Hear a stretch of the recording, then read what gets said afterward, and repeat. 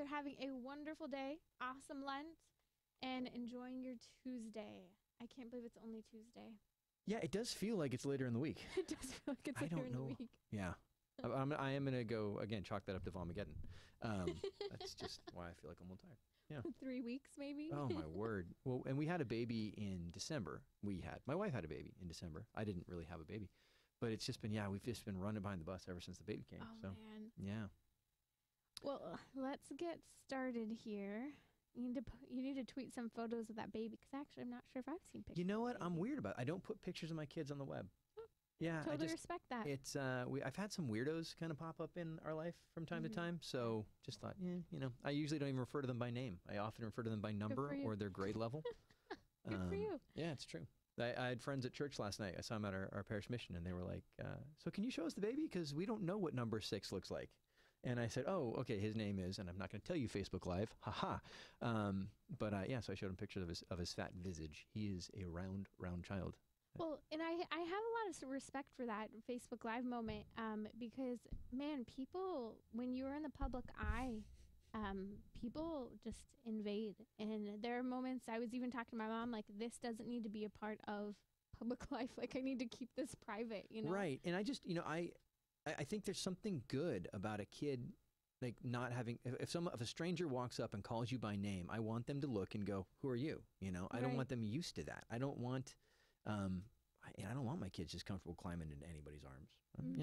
And in our community, at our parish, with our friends and our family, absolutely. Right. But if you just know me from Facebook, you don't need to know my child's pubescent struggles. It's just the way it is. They have the right to their own private life. Right. Unless I'm on stage, and then all bets are off because I need jokes and laughs. So yeah. Let's go ahead and get started here. The first segment is 12 minutes. We have to remember. I'm going to need to write it down. I'll write it down once we get started. I can smell coffee in the building, and it's cruel. That's what that is, Facebook Live. I'll tell you that right now. Is it? Yeah. Unusual to smell it in here. Is it Matt? Do you have coffee? Matt's too young. He doesn't need coffee. I don't believe that's true. Yeah. When I was in college, I drank, I don't know, maybe 8 cups of coffee a day, and I weighed like 145 pounds. I was the same height. I just think I was killing myself with coffee. Yeah, I looked like I'd see pictures from that. I'm like, I looked like someone should have sent money so I could eat. It was bad. It goes one or two ways. Either you starve or you put on the freshman 15. Man, I just coffeed myself into it.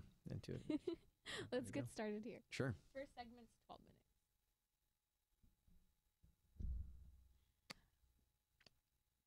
Welcome to Trending. This is Timmerie Millington in studio with me again, our most beloved and favored guest, Chris Mueller. Wow, most beloved and favored.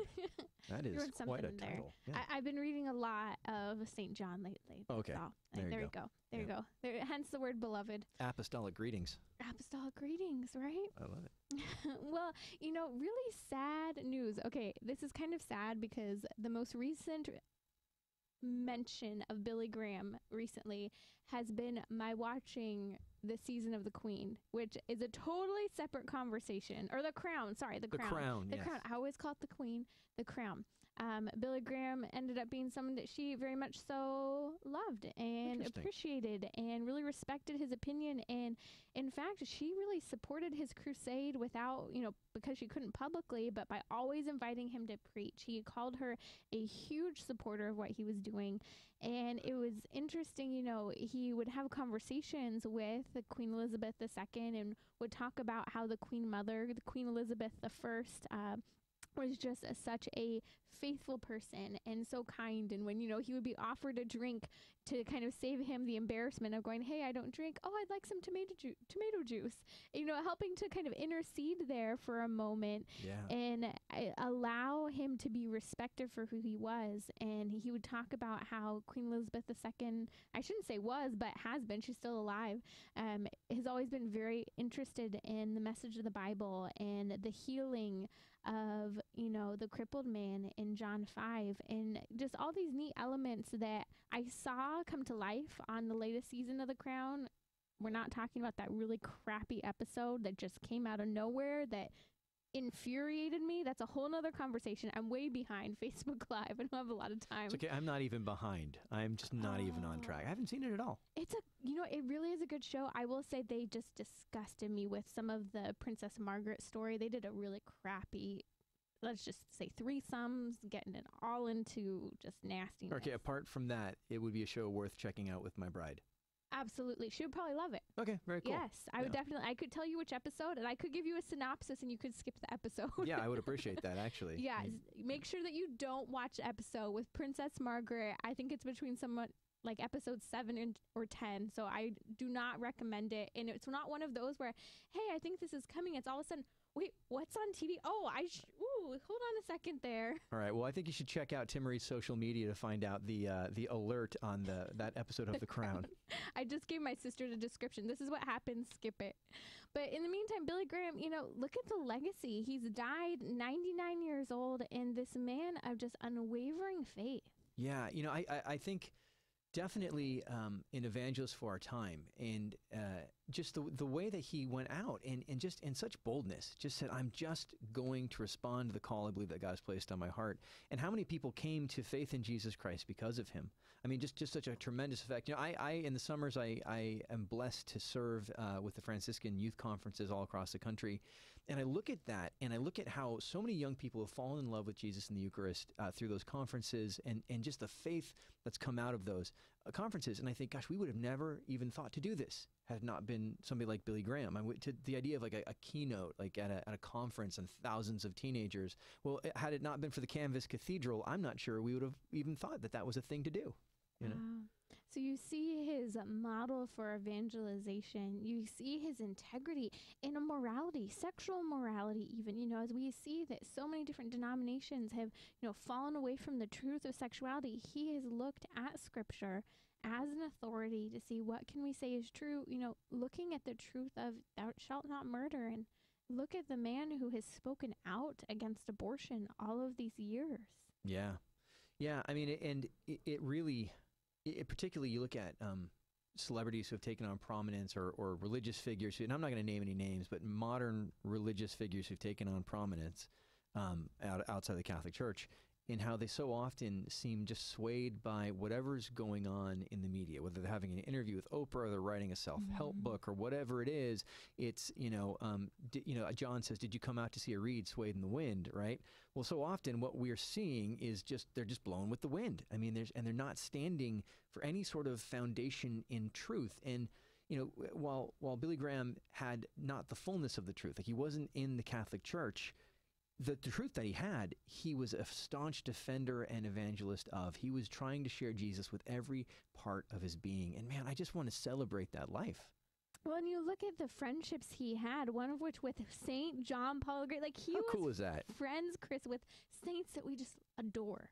Yeah, I love it. There's a story where he's getting up to leave a conversation with John Paul II, and John Paul grabs him by the lapels. And I love it because just John Paul II is such a dude, and he pulls him close and he goes, listen, Graham, we're brothers, And oh man, again, as a modern Catholic in the United States, and just the cultural push we get, I just think we need to embrace our Protestant brothers and sisters in that spirit of brotherhood, and just say, God, no, we're family. Like, we're family. And we may not agree on everything, and I tell you what, and members of my family don't agree on everything, but we're family nonetheless. We're going to love each other, and we're going to live that love out for the world to see.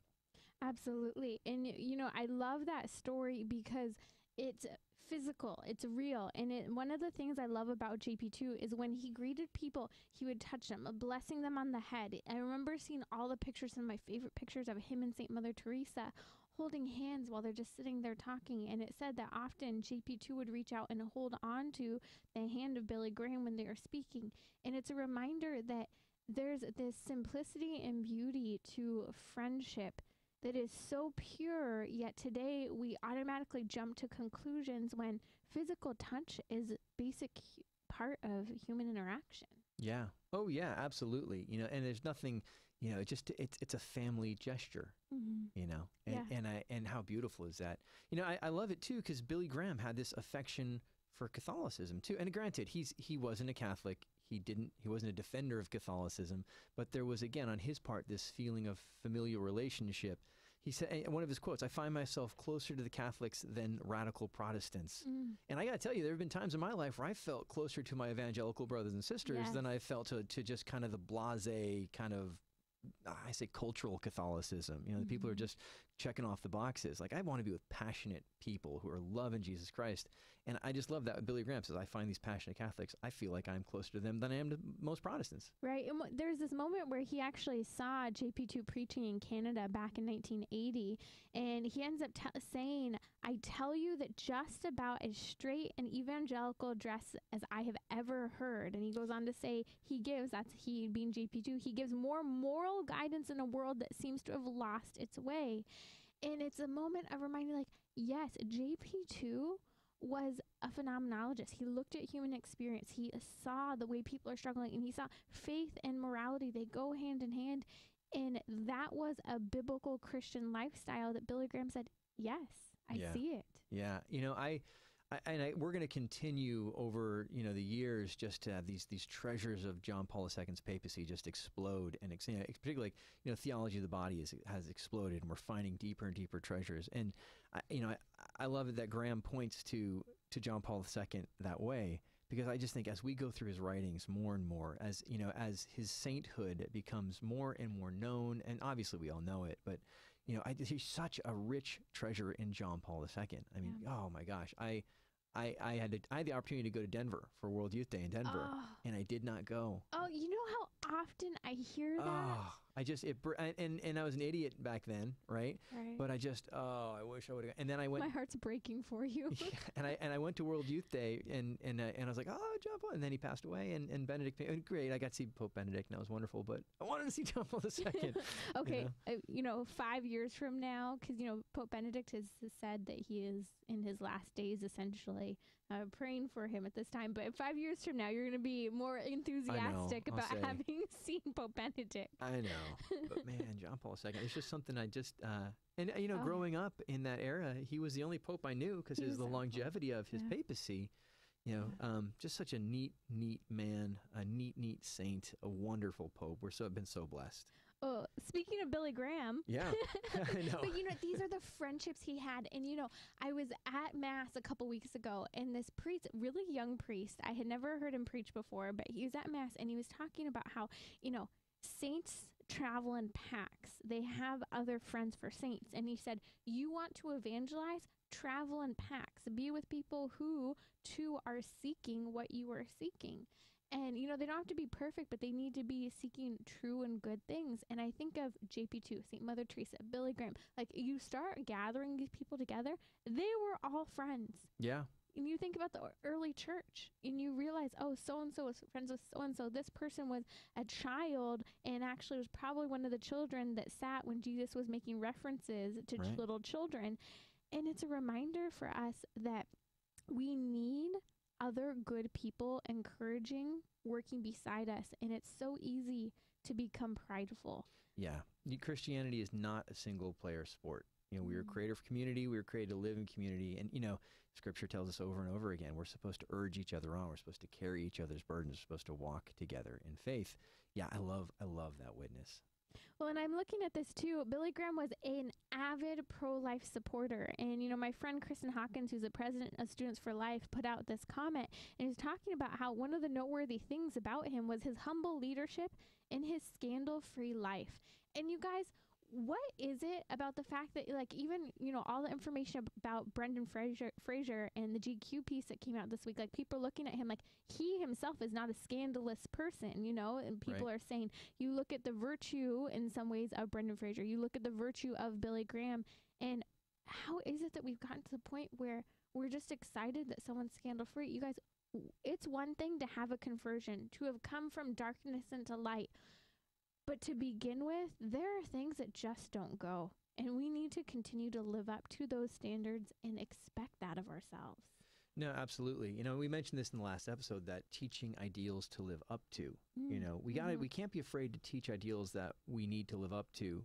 And just because we don't live up to them doesn't mean we shouldn't teach them. But yeah, it is something pretty cool to see somebody like Billy Graham, who so often taught and then lived up to what he was teaching. That's Chris Mueller. You can find him at chrismueller.co. You can find me at timmerie.com. We would love to hear your thoughts, questions on the show. We are live on Facebook throughout the week as well. We were live on Facebook. Yep. Doing kind of. Yeah. Yeah, Facebook keeps crashing on you. That's strange. And I have not Facebook lived at all. I one of my core members Facebook's lives our life team talks, but I have no experience with it at all.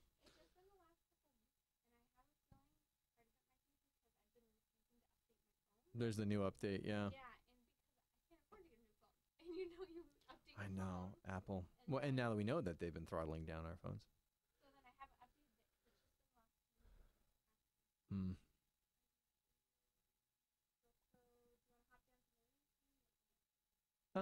Well, it's up to you. Do you want to do dating or Marines? Yeah, Marine training could be interesting. Let's do it. Let's try to do this. Let's try to transition into dating. So transition from Marines into dating? Yeah, we can see what happens. Yeah. What else is on our queue? Splitting up together is on the list. And parents lose custody of transgender child and enjoy hell, which is also the Billy Graham thing. Yeah, do you think we should cover that or just drop it? Enjoy hell? I don't know if I want to give that woman any more publicity. Yeah, let's just skip it. Let's move on to Marine training, and then I do want to deal with the parents lose custody for sure. let's do both in this segment. Okay. We'll come into Marine. I'll try to restrain myself. We'll try. If we don't, it's okay. And remember, these topics can always float over. Sure. Too. I try to be careful what it does and doesn't float over. Right. Yeah.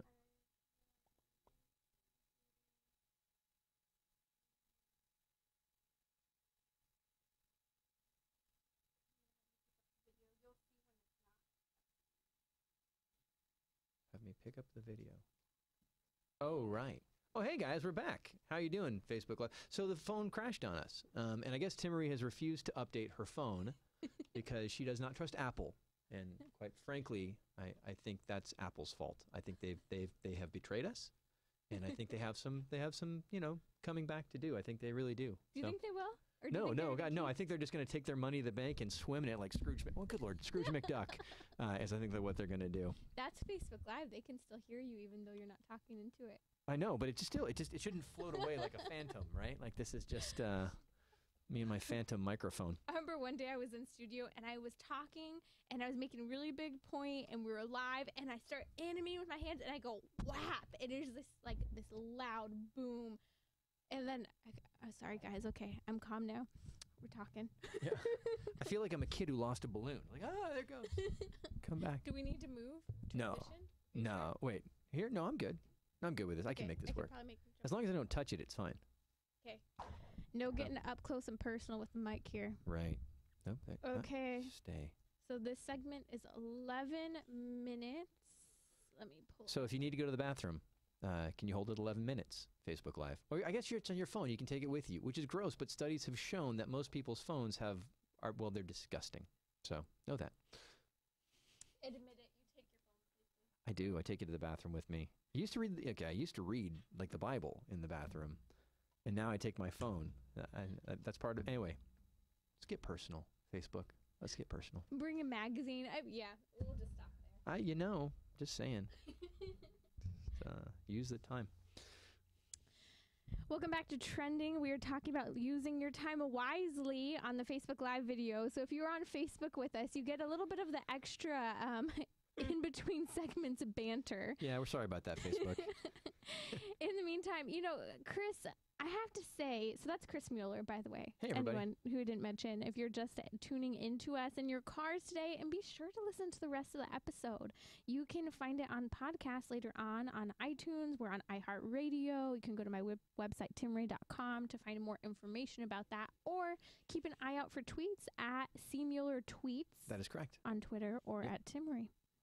So a friend of mine, reached reached out to me this week and said, can you please cover this on trending? And that is the fact that we're seeing the Marines are changing their training requirements. It used to be for Marine combat officers, there was this combat endurance test.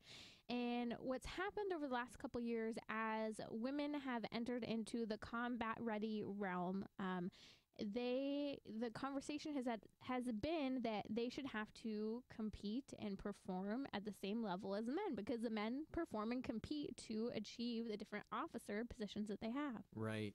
Yeah, and it sounds terrible. I mean, I'm not a Marine. I have a good friend who's a Marine, worked himself up from being like an enlisted man all the way up to being an officer, and I am in awe of him. And but it's a very challenging course. Not everybody passes it. And what I think they said the number of women who have been able to get through this has been like a one hand. On one hand. And so they've changed it, and then the question is why? Now, the Marines are claiming that they did not make the change to get more women through.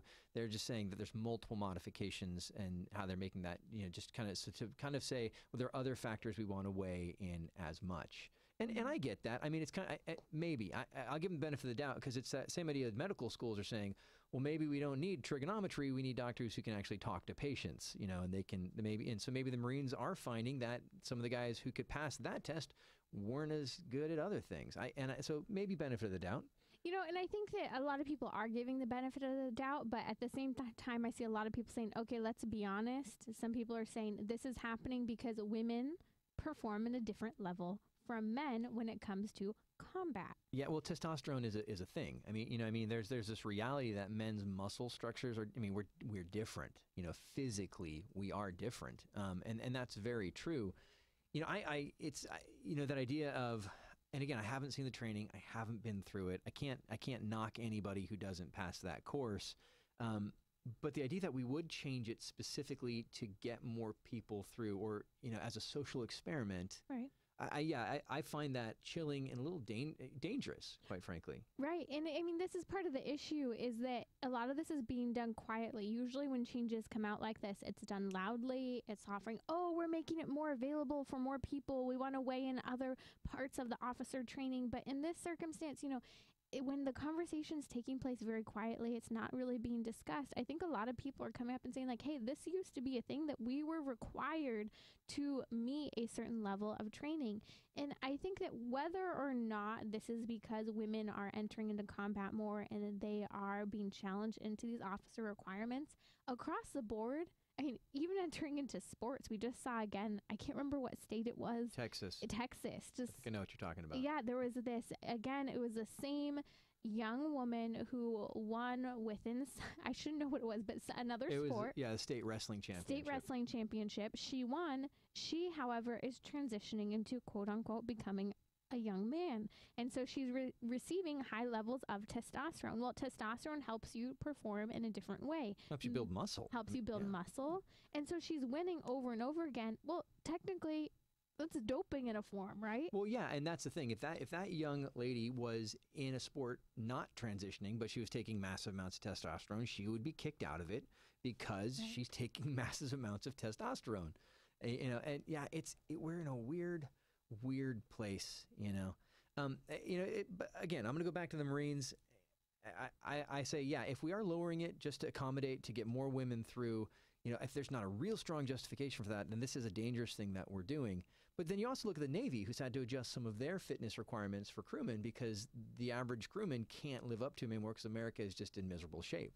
And that's also going over to our armed services. I don't know if that's playing anything in what's going on with the Marines. I just knew that that's happening in our other armed services. And, coming from a physically active background, I trained with baseball players, pro baseball players. I train athletes. I work with, men, women, hip replacements, you name it, because I train in Pilates. I see the differences in how the bodies can work. How a 70-year-old man does something different from a 25-year-old man. A 30-year-old woman does something different from a 55-year-old man. And I can tell you, even the comparison in giant age gaps, what a man can lift and handle is very different from a woman. The way the man's body is developed and structured, like we have to look differently with how we train men and women in many different areas.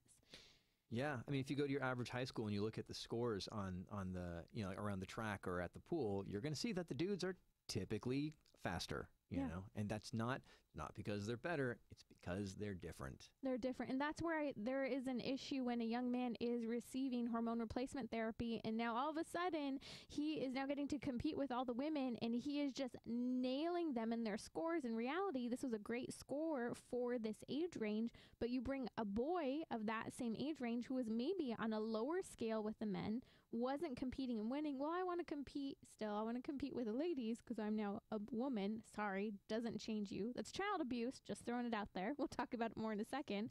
But now they're winning, and here's the unfairness of, again, that is doping. The Russians were disqualified. Come on. Yeah, it is. It's weird. But again, I think the argument from the culture is, well, then where should she compete? And she should be allowed to compete somewhere, Chris. And how come it's just not fair? And I think the logical argument back would be, well, if she wasn't doping, she could compete with the girls. Right. You know, but you can't compete with the boys because she's not a boy. You know. Speaking of which, in Ohio, there's a recent case, and man, Chris, my heart is breaking for families today. This couple in Ohio they've lost custody of their 17-year-old daughter, who now says that she identifies as a boy, and the judge has ruled that she should be allowed to receive testosterone hormonal replacement therapy. And because of this, because the parents are saying, no, my child is a young woman, my child is biologically a woman, and I want to help her as such, and she is my child, not the state's, the government has now interceded and has removed that child from that home. And like, Chris, we are at a point where there is no such thing as truth when it comes to sex and sexuality. You know, if this was something that was backed up by scientific study, if we looked at outcomes for youth and you said, well, we've looked at study after study, and it's just obvious that young people who associate with a different gender have more positive outcomes when they actually have gender reassignment than if they don't, then we'll move forward. But that's exactly the opposite. What we're seeing is people who have gender reassignment surgeries don't have more positive outcomes. They still remain having negative outcomes, self-harm, abuse, depression, suicide. And so why are we, is it for the health of the child? Well, clearly it's not, because nothing backs that up. It's for an ideology that is unproven. And what's weird is you take a child and you start, doing hormone replacement, and what happens there is, are you saying that the actual hormones don't have any effect on gender?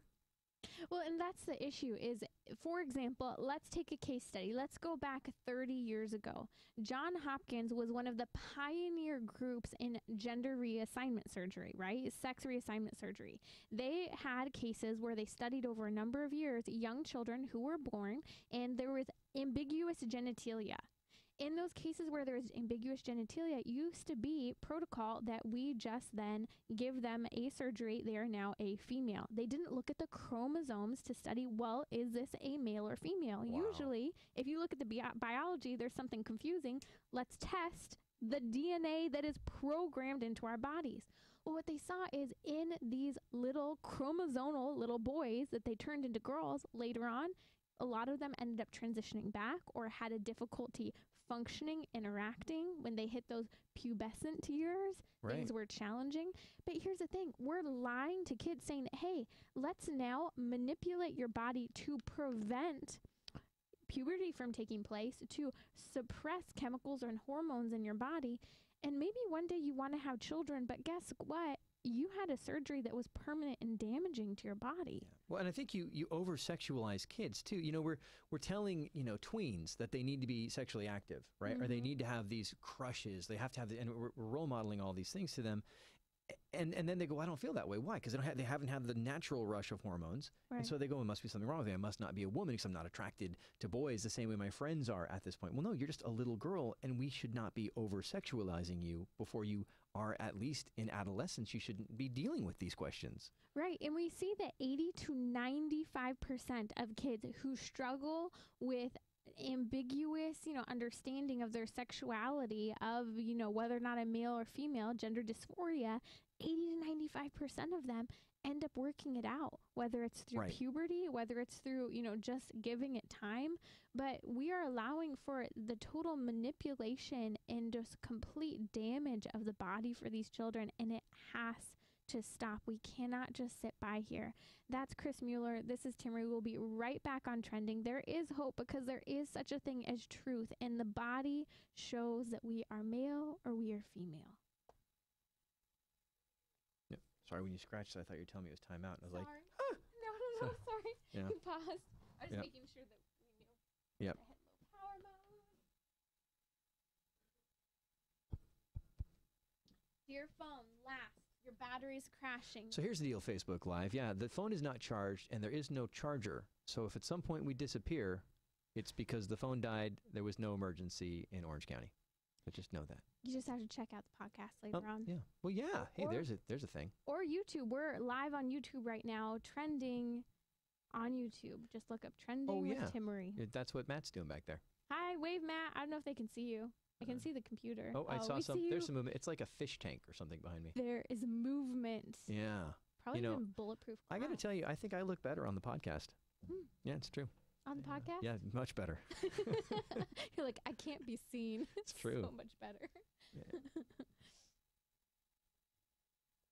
Welcome back to Trending. This is Timmerie Millington. That is Chris Mueller. You can find Chris at chrismueller.co, and you can find me at timmerie.com. We are both actively working in Catholic apologetics, Catholic theology, especially for me in the area of Catholic sexuality. I know you're doing a lot of masculinity right now as well Right, for yeah. men. So if you guys are doing a parish mission or looking to bring someone out, we are always willing to work with you guys. So before we kind of close up the conversation here, just last thoughts on these parents who have lost custody of their child. I think we need to reset the clock on where we're expecting kids to exhibit sexuality. And when a little boy puts on his mom's shoes, that doesn't mean he wants to be a woman. He's just going, those are neat, and we need to stop. We need to stop putting those implications. We need to stop having, relationships with little kids on television so that our kids think that if they're not romantically attracted to other people in third grade, that they're not thinking something's wrong with them. They're just naturally, they haven't had that rush of sexual hormone yet. And I think if we just reset, we're going to see a lot of this stuff go away. But then we also have to say, when a kid is confused, if I just told you right now, my hand wasn't my hand. I know this isn't my hand. It doesn't belong to me. I don't want this hand anymore. It's not mine. You would not hand me a knife, Right. And we just need to just step back. And we have to come back to the body. It is written in our DNA whether we are male or female. And it's funny, but I remember I was an only child for 5 years. I then had a sister. I was close to 10 years old by the time I had a little brother in the house. My parents had to explain to us some of the differences between boys and girls. It's not something, you necessarily think about a lot as a kid. And, it seems so silly and so basic, but it is. And, you don't think about that as much as a child. And you come to understand that our biology, our physiology is oriented toward a sexual reproduction. And it is even written on our soul, male or female, there are differences between men and women. Neuroscientists are being called neurosexists today because they're recognizing not even just on a dosage of medication, but even if it's a lower dosage, the female brain reacts differently to different types of sleep medication than the male brain. All these different things that point to the beautiful differences of the complementarity, the equality of dignity, but differences between the two. Yeah, you don't need to be a man to have equal value to a man. You don't need to be a woman to have equal value to a woman. We're different, but that makes us better. And again, I'll go to scripture. It's not until there's man and woman that idea of mankind comes into play. In the image of God, he made them, male and female, he made them. There's a reflection of God in men, and there's a reflection of God in women, and we need that to give us that image of God he wanted us to see. Absolutely. And, I'm looking at this, joy of the image of God and coming to understand ourselves. And there's this tweet that came out that went viral this last week from Chance the Rapper. And he ended up basically just throwing out there, like, what do people do for fun with toddlers, with 2-year-olds? And it went viral, Chris. Like, people were so excited. Hey, like, I may not have a kid, but I just really enjoyed hanging out with my niece, this week. And this is what we did. We got ice cream. That's so good. It's interesting. There's been this trend on social media, which I hate, where people do like, Honest Toddler was a Twitter account where they basically just make toddlers out to be these little monsters. Or you'll, toddlers are blank or, and I've seen people post this stuff and I just love it that someone is celebrating the joy that children bring into life. Millennials today are all crazy about their pets. And I hate to lump you millennials in a thing, but there's this thing, like you see more and more pet stuff. Well, here's the reality of your pet. It's never gonna stop pooping on the lawn, right? But your toddler will outgrow those diapers. That phase will move on. I've got 6 kids. I love my toddlers. I love to see someone celebrating the joy that they bring into life. And yeah, of course there's struggle, but my gosh, dude, that's just fantastic. And the joy of someone saying, watching, like, what was joyful, what was fun to do with a toddler, watching Moana for the 500th time. There's a point where you could be totally sick of it, or you could see, look at the joy she has and the excitement of the story, and she's into it, like all these different pieces. Or this one woman I took my daughter to see Disney on Ice, and it like brought her to tears seeing her daughter singing along to the songs of her childhood. Yeah, I've always loved carrying my toddlers on my back when we go backpacking. Or even we go to Disneyland, I'll put them in the backpacking carrier there, because then I can hear them. I can hear their reaction in my ear. And they can talk to me when they're in the stroller. I can't talk to them, but when they're on my back, we can have those conversations and share those moments. Yeah, I just think, gosh, we need to celebrate children in life and family and demystify and destigmatize kids, man. Kids are great. We were all kids at one point. You made it. So there's this crisis today, Chris. Before the babies come, hopefully within the right order, we've got dating down. It's not just hook up, boom, baby, God willing, no abortion, right? But that's just kind of the culture we live in. And so even to see this tweet coming from Chance the Rapper of, hey, what do you do for fun with 2-year-olds? Like, there's so much that we don't appreciate in dating, that we don't appreciate in childhood because we're so obsessed with sex. And so there's this piece coming out really soon. I think it's like April 17th. And it's basically this documentary about dating. And I'm so looking forward to it because today we are just seeing a crisis of people struggling in the dating realm. Yeah, I used to joke. I have a good friend, and we used to talk about writing. And she's a woman. She's a Catholic speaker. Her name's Jackie. But we would joke around about talking about writing a new etiquette for modern dating, because it's like there were no rules. You look at Victorian England or days past when there was kind of this established etiquette of when you wanted to ask someone out, you went this to this to this, and in modern times there is no etiquette. And so oftentimes, and we talk about authentic masculinity, men don't ask women out. They'll say things like, "Hey, you want to hang out?" Because they're afraid of being rejected, so they don't even try. They try to kind of like slide into a romantic situation rather than putting it out on the table and saying, "Hey, I like you. I'd like to take you out." And I have to say it's almost manipulative though, because I have to say, I've always had, a lot of friends, a lot of male friends, and I would think nothing of, hey, I want to go to dinner, or hey, we're going to do this. Like, I would never think of it as a date. I didn't think of it that way. And then lo and behold, a little while later, all of a sudden, yes, so-and-so really enjoyed going out with you. And I'm like, huh? Wait, we were on a date? Wait. What? We've been friends for years and we weren't. And I'm just totally confused. And this person's like trying to talk to me one-on-one. And I'm like, I'm not having that DFL right now. Yeah. Or DFR, sorry. DFL. DFR. Yeah. I didn't get that reference either. Totally define the relationship. Thank you. Good. Yes. I'm 42, folks. I am not of that generation. Yeah. It's, when I met my wife, it was very obvious. I found her to be beautiful. But there was no if, ands, or buts. Like we were going out because there was an attraction, and we wanted to explore that and see if this was a person that I could marry. You know what I mean? That was what we were dating for, and we knew within 6 months that we wanted to get married to each other. But how often are we're just not even giving ourselves a chance to succeed in relationships because we're never entering into them. We're just kind of hanging out, and there's no. It's interesting. They found that couples who live together get divorced more often than couples who didn't live together, because there was never that moment where life changed. They never said, oh, we got married and the world was different the next day, right? They just kind of slid into marriage. And I feel like we're setting ourselves up for even greater failure because we don't date. There's no moment of like, hey, do you want to be my girlfriend?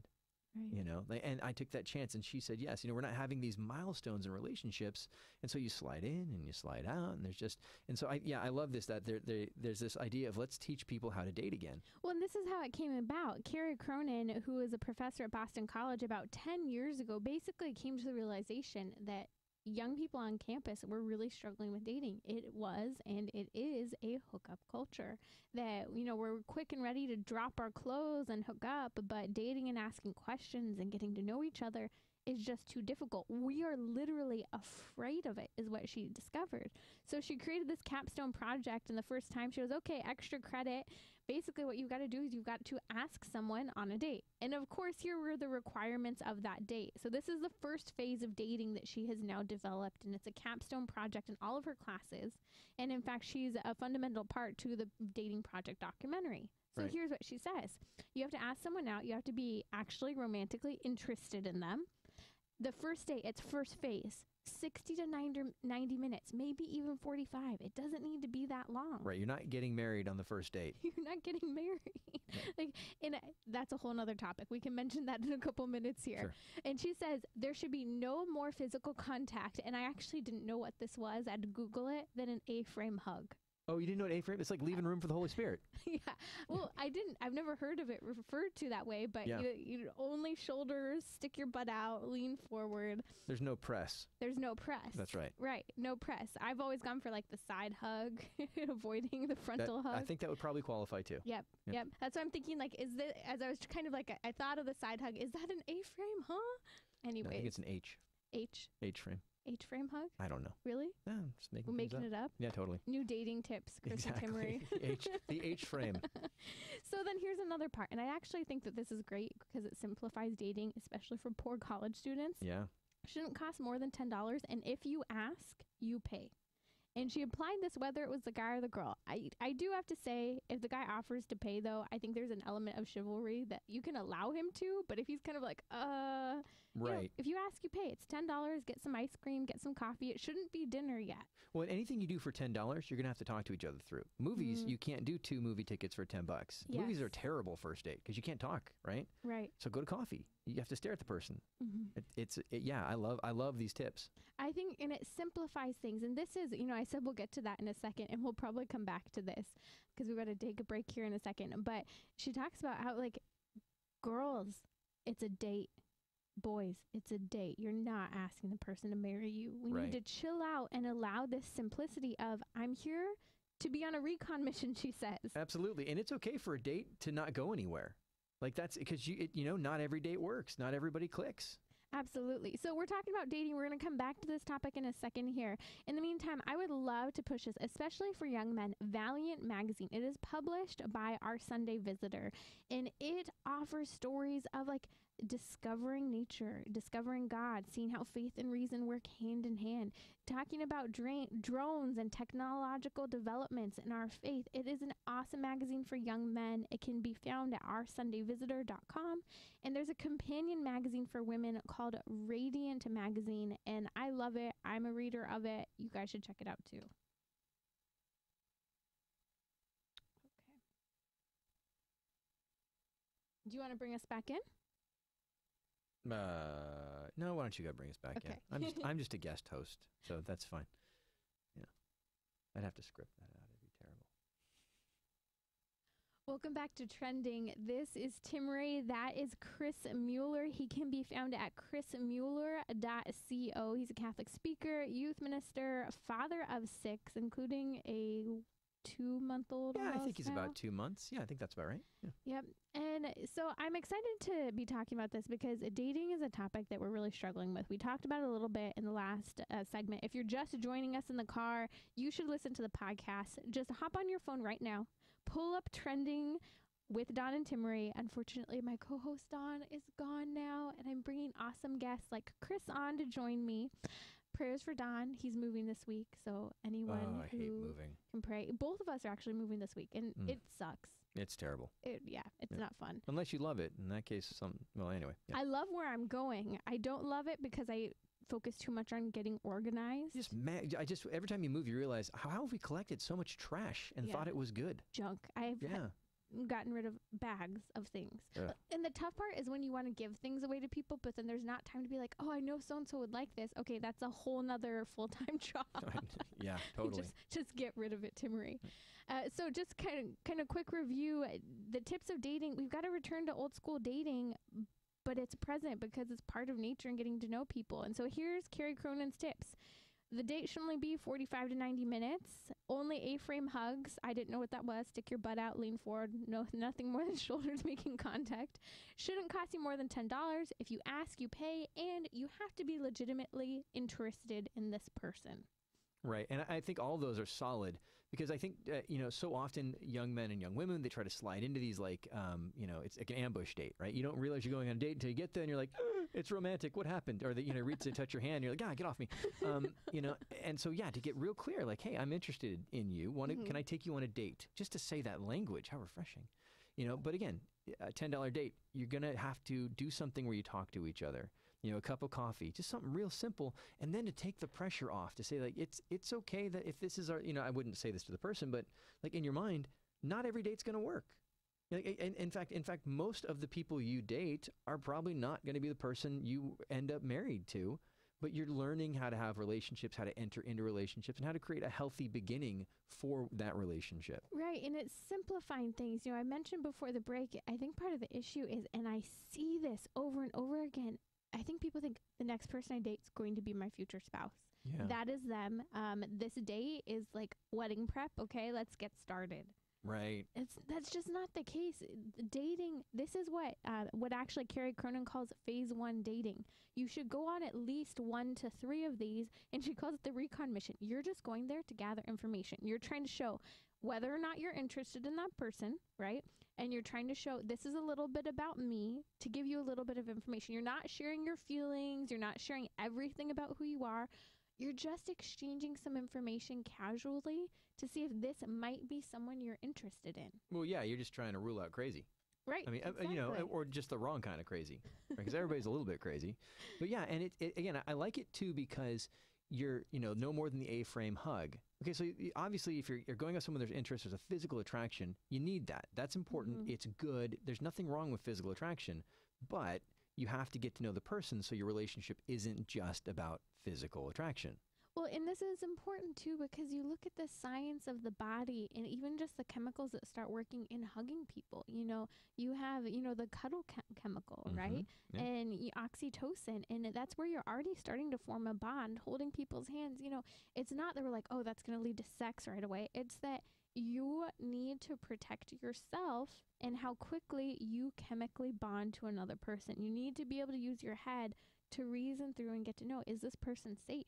Is he a good person? Do we have enough in common? What do we share in terms of views of sexuality and marriage? Like, these are really important questions. Right, and those hormones are given so they help us overlook each other's faults. But when you're in the first date with someone, you're not at the point where you're at the overlooking faults, right? You're going to have to overlook everybody's faults, but you at least want to know what those faults are before you start kind of getting into it, or you have a sense.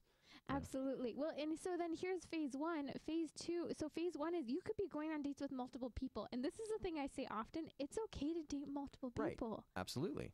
It's when you enter into the realm of feelings, when you're entering into the realm of we've gone on a couple dates, now we're getting to know each other, not dropping our clothes in phase 2. Like, that is so important, you guys. You just skipped everything else. Mm-hmm. You're like in phase married. Phase married. There we go. Yeah, phase M. Phase M. Yeah. So then, you're getting to know each other. You're entering deeper into the relationship. You're spending time. You're now going on dinner dates. You're now going to the movies. It's not just this time limit. I love where she asks at one point, and it's not, asking someone in the middle of the night to go and walk with you around the reservoir, because that's just creepy. That's super creepy. Yeah, that's a horror movie beginning. That's a horror movie beginning. Yeah. Yeah, but it's true. And I think, but we don't think that way. And again, I think movies and TV, they've kind of corrupted us in that idea that, and again, I met my wife and it was we knew pretty quickly that there was an interest, and that there was an interest that was probably more than just a passing date, right? And that happens. But we still need to get to know each other. I mean, she jokes around about it. Like I was kind of guarded because I'd been in a relationship and it had broken up, and it took me time to say I want to be vulnerable enough to risk being hurt.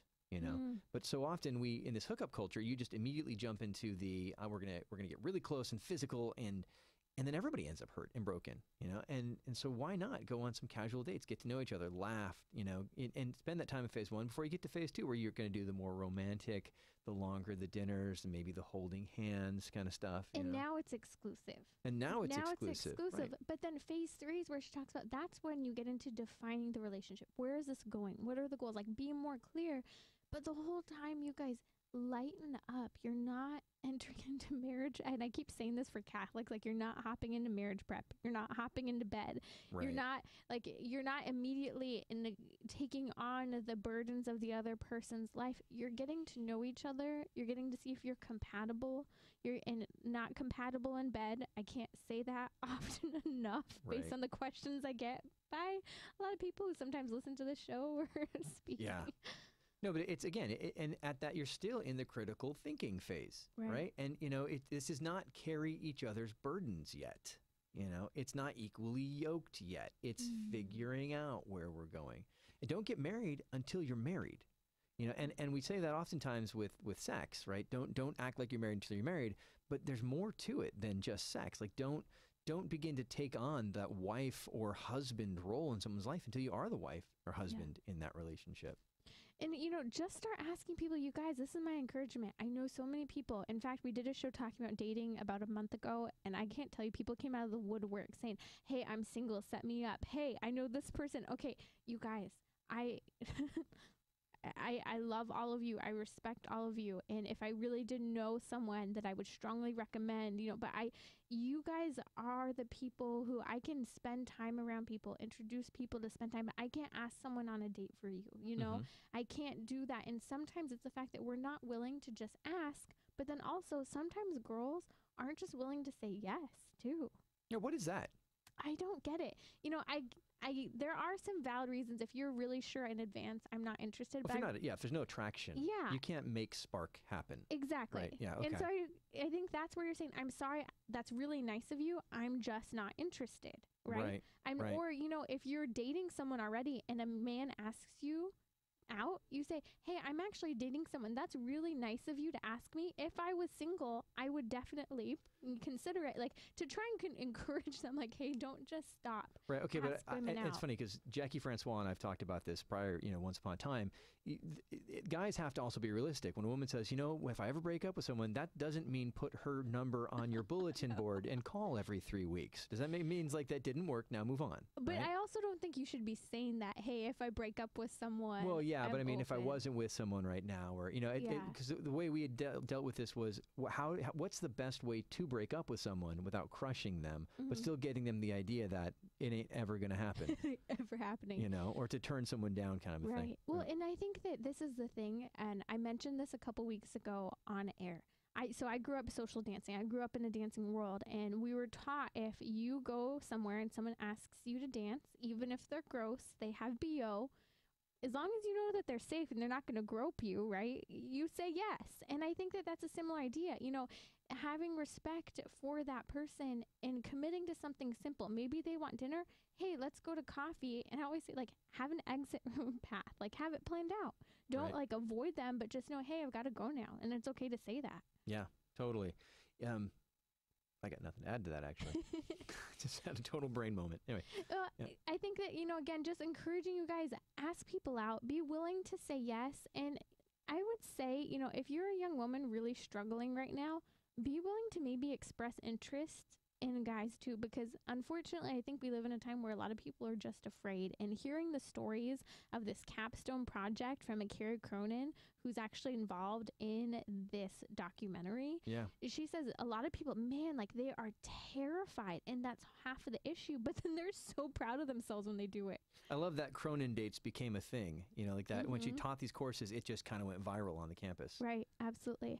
Well, that is Chris Mueller. I'm Timmerie Millington. This is our episode of Trending ending, please, if you like the show, be sure to hop on to iTunes and give us a review, because then as people look up these topics in Catholic podcasts, they're able to find trending. I hope you guys have a great week. God bless and enjoy the rest of your Lent. Sorry on the brain fart there. I thought we were done at 10. I think we were closing up on it, and I was like, I saw that. I saw that. So, yeah, it was fun. I was like, I got nothing. It's like, I just, yeah. How much can I say in that time? Yeah. My phone crashed again. Yeah, well, we warned him. Yeah. Cool. Well, that was fun.